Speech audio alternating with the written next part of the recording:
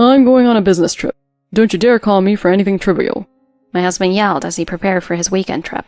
I just mentioned that I'd contact him in case of an emergency, but he seemed irritated and clicked his tongue. No wonder he was upset, though. He wasn't going on a business trip. He was actually planning a getaway with his mistress. Don't bother me. If you keep being a nuisance, I'll claim emotional distress and sue you. My husband, threatening me for the most absurd reasons, seemed to have lost all sense of empathy. He ignored our sick daughter and always put his selfish desires first, neglecting his family. I couldn't stand up to him and was just trying to protect myself and our children. On the day of his business trip, I accidentally learned that my husband had been in a severe car accident. Despite this, I remembered his order not to contact him under any circumstances. Whatever happens to him is none of my concern now, and I don't need to reach out. Besides, I'm holding on to some very serious information that he's completely unaware of. I couldn't help but smile to myself as I turned off my phone. My name is Mary, 44 years old, a handmade artist who works from home. I've loved making accessories and crafts since I was a child and continued as a hobby even after starting my career. I got married at 28 and left my job. I had 2 children, a son in 8th grade and a daughter in 6th grade. I had to put my hobby on hold while raising the kids, but when my daughter started school, I picked it up again and began selling my creations online. My husband's name is John. He's 2 years older than me and was my senior in high school. We lost touch after graduation, but reconnected at an alumni event as adults. John worked in construction management, and we bonded over our shared interest in making things. He'd leave for work early and come home late if his tasks ran over. He always seemed stressed and exhausted, but he saw his job as his calling. John followed in his father's footsteps. His father also worked at the same company, holding a management position for many years, and continued working even after retiring from his official role. Seeing his father work so passionately, John wanted to do the same job ever since he was a child. His parents, both in their 70s, were very active. They traveled together monthly and often visited our home under the guise of taking a walk, though I found it intrusive. My relationship with them had never been great. From the start of our marriage, they often made tactless comments and did things that left me uncomfortable. They'd belittle my work, comparing it to John's, saying things like working from home isn't real work. They'd mockingly say it shouldn't even be called work if you're practically doing it for free. But the most troubling thing was their complete lack of understanding and empathy for others. My daughter Claire has a shellfish allergy and can't eat any food containing shellfish since she was a child. If she consumes it, it could be fatal, so I took the time to learn all I could about allergies and have always been very cautious when it comes to her meals. But John's parents didn't understand this at all and dismissed it as just a picky eating habit. They even tried to give her shellfish behind my back, almost causing a serious incident. How many times do I have to tell you that Claire can't eat shellfish? It's just in her head, Mary. You're just coddling her. If you gradually introduce it to her, she'll eventually outgrow it. I've never heard of anyone dying from an allergy. It felt like talking to a brick wall. To protect Claire, I made sure to never leave my kids alone when John's parents were around. I started making excuses to avoid their visits, but they began dropping by unannounced when I wasn't home. The thought of something terrible happening while I was away was terrifying. I repeatedly begged John to talk to his parents about not visiting when I wasn't around to keep Claire safe. Your parents put Claire in danger. Please talk to them and make sure they don't come over when I'm not here. They're just trying to help out, Mary. They care about Claire. They have more experience raising kids than you, so just listen to them. You're worrying too much. I'm exhausted from work, so you deal with them. John worked so much during the week that he barely saw the kids, and he didn't fully understand Claire's allergy. He always sided with his parents, leaving the household responsibilities to me while using me as his stress outlet. The only one who truly understood how I felt was our son, Ethan. Ethan didn't have any allergies, but he would check food labels for me and help protect Claire from John's parents. He adored his sister, and his growing disdain for John and his parents was clear. One day after John had left for work early as usual, I got a call from him around noon. Can you clean up my parents' house today? My mom is at her exercise class, so I want you to tidy up while she's out. The kids are at school, and you're at home doing nothing, so it's no big deal. I have work to do too, you know. Don't act so high and mighty about your trivial work, just do it. He hung up, pushing his mother's request onto me without a second thought. John had done this before, asking me for favors without considering my schedule. I didn't want to hear any more complaints, so I reluctantly headed to his parents' house. As I arrived and stepped inside, the phone rang. I assumed it was a sales call, but decided to answer. The caller was someone from John and his father's company saying that his father had left some important documents at home. They couldn't reach John's mother, so I grabbed the documents from the table and decided to take them to the office. Why do I always get dragged into these things? It was exhausting, being pulled around like this against my will, even if it was just a short drive. When I arrived at the company, I met one of John's coworkers, the one who had called. I remembered him from our wedding and from the times I had picked John up from company parties. I'm sorry, Mrs. Brown. I didn't want to offend Mr. Brown's pride by calling him directly, so I called his parents' house instead. I'm glad you were there to help. His words seemed genuine, and he asked me to keep his matter a secret from John's father. As I was about to leave, he said something that made me stop in my tracks. By the way, how's your daughter doing? John mentioned her allergy. He said he's been taking days off to care for her. I had no idea what he was talking about. John left for work as usual this morning. Thinking it was a misunderstanding, I asked for more details. It turned out that John had been taking time off work, claiming to care for Claire. I was stunned. There was no way this was true. Why would he lie to take time off? My head was spinning as I tried to make sense of it all. I drove home in a daze, lost in thought, and before I knew it, night had fallen. The kids were already asleep, so I tried to calm myself by watching TV. Later that night, John came home, late as usual, and immediately approached me, clicking his tongue in annoyance. You didn't clean my parents' house today. Mom called to complain. I realized that after going to John's company, I had completely forgotten to return to his parents' house. You're always at home doing nothing, and you couldn't even clean? You probably went out for fun instead. No, I went to the house, but then I had to take something to your father's office. John's eyebrow twitched, and he scratched his head, trying to cover up his reaction as he distanced himself from me. Normally I wouldn't notice, but I was suspicious now, and every move John made seemed shady. Who told you to go to the company? John seemed worried that his lie about taking the day off had been exposed. I could have confronted him then and there, but I decided to play dumb. I don't know. I handed over the documents and left. I forgot about the cleaning and came home. Whatever. Just apologize to Mom tomorrow. I'm tired and going to bed. He seemed relieved that his lie had been uncovered, and he headed to the bedroom. But I didn't miss the look on his face. John was clearly hiding something important from me. After thinking it over for a night, I reached the conclusion that John was probably cheating on me. And if he was using our daughter's illness as an excuse to cheat, I couldn't forgive him. Claire had already suffered so much because of her allergy. She couldn't enjoy the same food as her friends and was teased at school during lunch. Ethan and I were doing our best to support Claire both emotionally and physically. Meanwhile, John dismissed our struggles, claiming allergies were all in our heads, while using it as an excuse to take time off. I was consumed with anger and frustration, unable to sleep that night. The next day, unable to shake my suspicions, I decided to hire a private investigator to look into John's affairs. It was painful to spend the money I had earned from my online business, but I couldn't continue living in uncertainty. Every day, I anxiously awaited the investigator's report. A few weeks later, the results confirmed my worst fears. John was cheating on me. He skipped work 2 or 3 times a week, driving his mistress around and even spending nights at a hotel with her. The photos showed her to be a young woman, probably in her 20s. She had long black hair and a sharp, confident look, beautiful even to a woman's eyes. The results weren't surprising, but seeing them still left me speechless. The marriage I had built with John crumbled before my eyes, but instead of feeling sadness, I was filled with anger and disgust. I continued gathering evidence with the investigator and then went to see a lawyer. I started preparing for a divorce, learning about alimony, child support, and custody. My thoughts were already focused on the future with my children rather than the past I shared with John. I no longer had any lingering feelings for him. A few days later, John came home late again and casually mentioned that he'd be working over the weekend. I have to work this weekend. The next job site is far away, so I'm going there for a preliminary survey. I'll be back on Sunday. I knew it was a lie. John's job had always involved a lot of travel, but I had learned from his colleague that his role had changed a few months ago to an office-based position. There was no need for him to go on overnight trips anymore. He was probably planning a weekend getaway with his mistress. I see, but if something happens while you're away, I'll call you immediately. Claire's been under the weather, and you never know with Ethan. Plus, your parents are going on a trip, so we won't have anyone else to rely on. I'll be working. I can't deal with any calls during that time. Don't call me for anything trivial. John's voice grew angry, and it was clear he didn't want me to contact him that day. He was trying to cover up his plans by overreacting. You're just sitting around at home. Stop bothering me. It's annoying.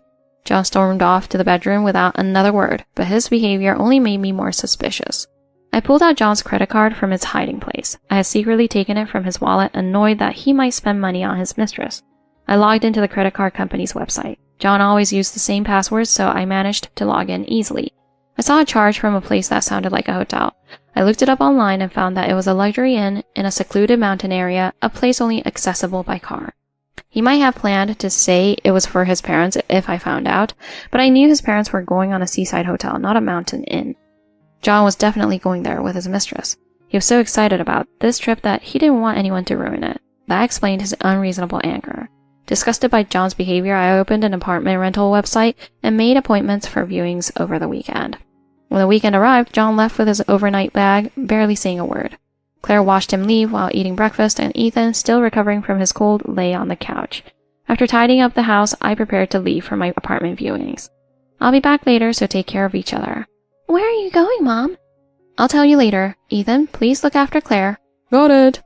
I planned to tell them about the divorce after securing the apartment. John rarely spent time with the kids, and they didn't have a strong bond. Ethan resented his father for not understanding Claire's allergies, so I didn't think they would be too surprised by the news. John's parents were also away, so I didn't have to worry about them showing up unexpectedly. This was my chance. I spent the entire Saturday viewing various apartments and finally found one that met my criteria by the evening. Since it was too late to sign the contract, I decided to head home and return to finalize things the next day. I wondered if John was enjoying his trip with his mistress. The thought made me angry, but I reassured myself that I was making progress toward the divorce. On Sunday morning, I left the kids at home again and went to the real estate office. The contract process went smoothly. I signed the papers and paid the fees. It felt like I had been spending a lot of money lately on the investigator lawyer and now the apartment, but I considered it an investment in my future. Once I secured the apartment, I could cut ties with John and his parents for good. As I was leaving the real estate office, my phone rang. It was Ethan. What's wrong, Ethan? Mom, it's Claire. She collapsed. We're on the way to the hospital in an ambulance. I could hear the sirens in the background. My hands trembled as I held the phone. Ethan handed the phone to a paramedic, who explained that Claire was in an anaphylactic shock. I couldn't understand how this had happened. I had been so careful with her meals, making sure there were no allergens. I rushed to my car, but I was so shaken that I struggled to remember how to start the engine. I decided to call John, despite my reluctance, because this was an emergency. If he was at the inn, he should have checked out by now, but no matter how many times I called, John didn't pick up. I felt a surge of frustration, but it also helped me regain my composure. I gave up on calling John and headed straight to the hospital. When I arrived at the hospital, I found Ethan waiting outside the exam room. Is Claire okay, doctor? Please, calm down, Mrs. Brown. Claire is stable now. Her blood pressure dropped, but she's resting peacefully. Hearing that she was safe, I felt a wave of relief. Tears welled up in my eyes as I realized how close we had come to a tragedy. Your son acted quickly by calling the ambulance. He's a remarkable young man. Ethan looked down, but I was proud of my son for protecting his sister. The doctor explained that Claire would need to be hospitalized, and I went home to get her insurance card. As I gathered the insurance cards from the file, I noticed John's was still there. If he was staying overnight, he should have taken it with him, but I didn't have time to dwell on it. I rushed back to the hospital confirming that Claire was stable and began the admission paperwork. As I was filling out the forms, Ethan nudged my arm and pointed to a large TV screen in the hospital lobby. Mom, look at that. The screen showed a breaking news report about a single car accident on a mountain road causing traffic delays. The footage showed a car that had crashed through a guardrail and was badly damaged in the front. But the rear of the car, where the license plate was visible, was relatively intact. Ethan and I recognized the car immediately. The accident had occurred on the road leading to the secluded inn John was supposed to be visiting. It didn't take long to realize that John had been in the accident. The 2 passengers in the car were taken to the hospital, but their injuries are not life-threatening. So, he was with a woman. That's Dad, isn't it? Yes, it is. Ethan was old enough to understand what was happening. He didn't say anything after that, but I wondered if he had already guessed that I was planning to divorce John. I felt ashamed that I had let things get to this point, making my children worry. Just then, my phone rang again. It was John. I hesitated to answer, but then I remembered his words. Don't call me for anything trivial. As soon as the ringing stopped, it started again and then again. John kept calling, desperate now that he was in trouble. The irony was unbearable. I had called him earlier when it was an emergency, and he hadn't answered. But now that he needed me, he was blowing up my phone. I decided to ignore his calls. It wasn't unusual for someone to turn off their phone in a hospital after all. After finishing the paperwork, I took Ethan home. As we arrived, we saw John's parents standing outside the house despite it being late. I was already exhausted from the ordeal with Claire, and dealing with them was the last thing I wanted. I left Ethan in the car and approached them. Mary, where have you been in such an emergency? We've been trying to reach you. I had my phone off. John was in a car accident and needs surgery. He's in the hospital for 2 weeks. He called us when you didn't answer. Oh, is that so? That's all you have to say? How could you be so calm when your husband is in such a serious condition? Do you even care about him? Her words ignited a simmering anger within me, and I finally snapped. I was ready to end this toxic relationship, so it didn't matter anymore. Claire was rushed to the hospital in an ambulance today. She had a severe allergic reaction and her life was at risk. I know you've heard this before, so don't pretend you don't know what I'm talking about. I pulled something from my bag and showed it to John's parents. Their expressions changed, a clear sign that they were guilty. They scratched their heads nervously, a habit they shared with John when they were caught off guard. Ethan told me that you came to our house today. You said you were bringing back souvenirs from your trip. John's parents had gone to a seaside town they frequently visited about 2 hours away. They had planned to stay overnight as usual, but they had forgotten to book the hotel. When they found that all the other hotels were full, they returned home early. This morning, they brought the souvenirs to our house. Ethan asked what the souvenirs were, and you showed him the usual rice crackers. Ethan thought it was fine since Claire often ate those crackers, so he went back to his room. After he left, Claire started having a reaction in the living room. I took the rice crackers to the hospital and they found 2 different kinds in the package. One was the usual flavor, but the other contained shrimp. I did some research online and found that these shrimp crackers are a limited edition, but the box only had the regular flavor on it. Did you give Claire the shrimp crackers and then hide the box? Well, we thought it would be fine. It's just in her head, after all. I asked a lawyer about this. Intentionally giving someone an allergen when you know they're allergic could be considered assault. That's ridiculous. We were just thinking of you when we bought them. I've told you over and over again not to feed Claire anything.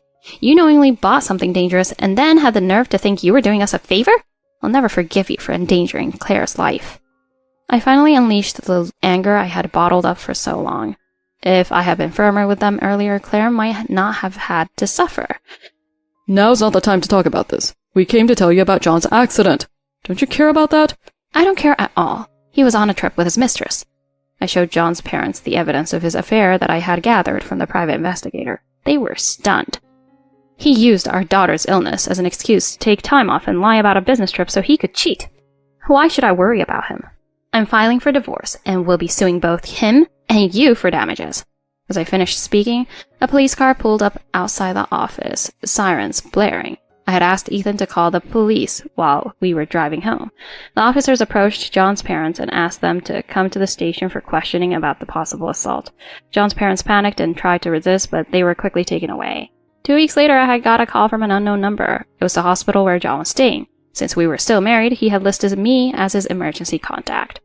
Mrs. Brown, I'm sorry to bother you, but Mr. Brown has been causing a scene, demanding that we contact you.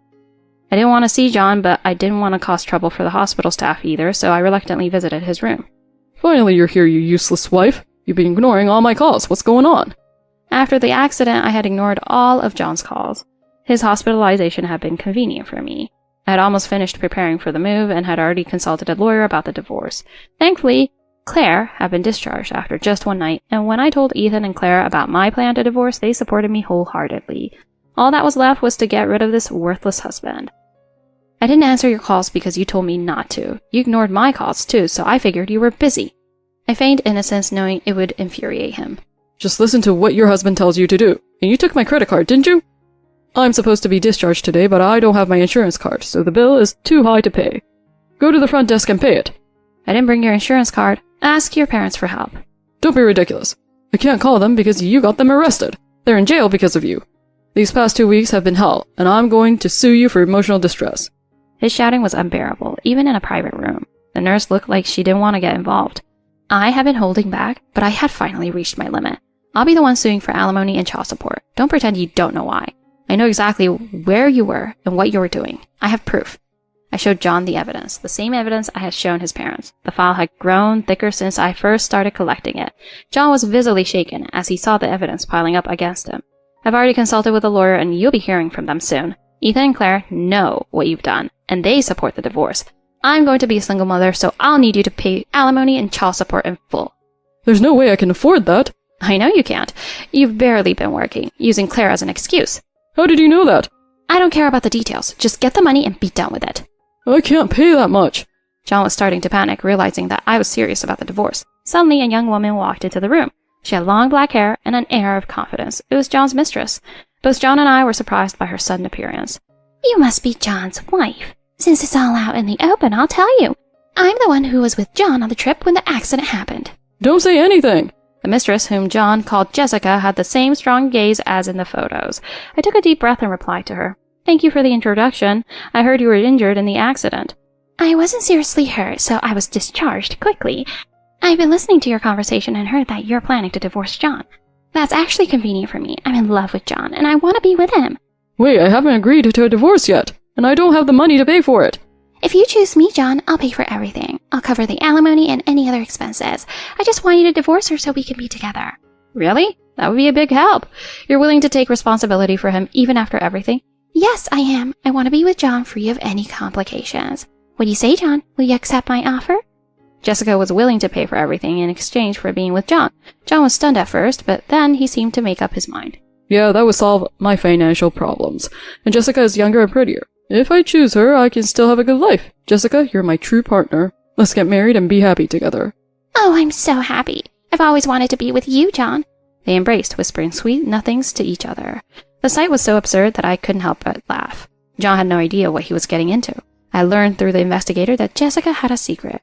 With you, John, I'm sure we can build a strong future together. What do you mean? As if on cue, several men dressed in black entered the room. John, you don't know who I really am. I'm Jessica, the granddaughter of the head of a crime family. What? You're the granddaughter of a mob boss? The men surrounded John, who looked like he was about to faint. If he tried to escape, his life would be over. I smiled at them and said, "Good luck with your future together," as I left the room. A month later, thanks to my lawyer's swift actions, my divorce from John was finalized. John ended up owing Jessica for the hospital bills in the car accident, as well as my alimony and child support. Jessica kept her word and paid everything in full. I was impressed by her sense of honor, even if it was twisted. But with no way to escape his debts, John was forced to marry Jessica and become part of the crime family. He had to quit his construction job, and from what I heard, men in black had been lurking around the company until John's departure. John's father was also fired as the company didn't want to be associated with such a scandal. Rumors had already spread about him getting involved with the police, so it was only a matter of time before he was pushed out.